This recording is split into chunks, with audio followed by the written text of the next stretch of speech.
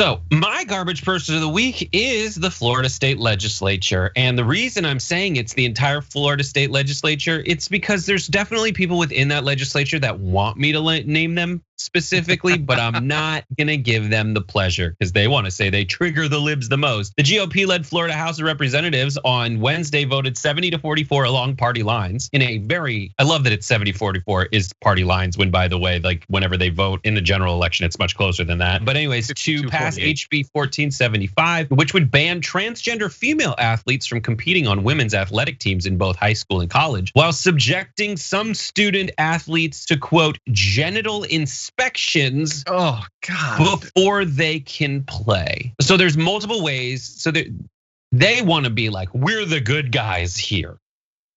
We're the good guys. But at the end of the day, they're the same people who are like, show me your gonads, lady. Whip it out, 14-year-old. That's their thing. You are a garbage person. You can't have the moral high ground when your plan is for teenagers to have to show you their junk. Yeah, it doesn't matter what else, anything else going on. You've lost. And you're in trouble too, Brett. These people are in trouble because I don't know if they know, but there's a nationwide movement opposing sex predators targeting kids. Wait until they find out about this. They're gonna be all over those Republicans. And like in a landscape that's plagued with abuse allegations, as doctors performing physicals in women's sports to see Larry Nassar. Like, do you want to add more to that? They do.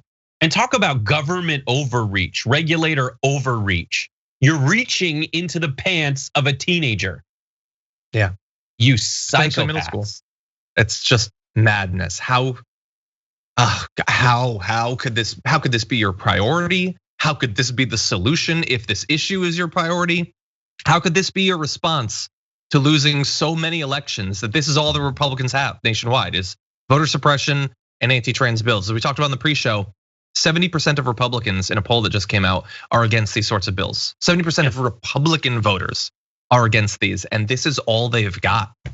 Yep, it is disgusting. But they're obviously they're going to be treat men and women equally, men's sports and women's sports as conventionally understood and outlined equally. No. Student athletes born biological females may still compete on male or female teams. So there's a double standard there. And then when asked, some guy in this Florida State Legislature said, boys and men are faster than and stronger than women. That's just genetics and that's just science. We're not targeting LGBT community and we're not targeting the trans community. No, yes, you are. You're just asking them to show you their junk. We're just, in my mind, we're protecting women's access to sports. Show me a great garbage person, Brett.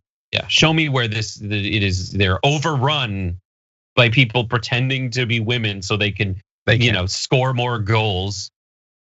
It's not a problem. It's they're all culture warriors, and that's my report. Brett Erlich, your culture war correspondent. Thank you, Brett.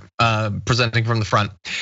Great garbage person, but we have one more, and that is the community garbage person. We had 11,000 votes. I forgot to remind you on Thursday's show, so I apologize for the lower numbers there. But coming in at number 5 with 2% of the vote is Jesse Waters for only caring about issues once they affect him. Number 4 this week with 7% of the vote is John Boehner for waiting until he was out of power to attack the GOP. Number 3 with 8% of the vote, Tennessee's governor for signing a law not requiring gun permits. Number 2, we have Pete Hegseth with 29% of the vote for blaming Dante Wright for his own death. Jesus. But number 1 with the majority, 53% of the vote, Tucker Carlson for spreading vaccine conspiracy theories. I would say the worst vaccine conspiracy theories, worse than normal anti-vax vaccine conspiracy theories. He very much deserves his spot there. So thank you to everyone who voted.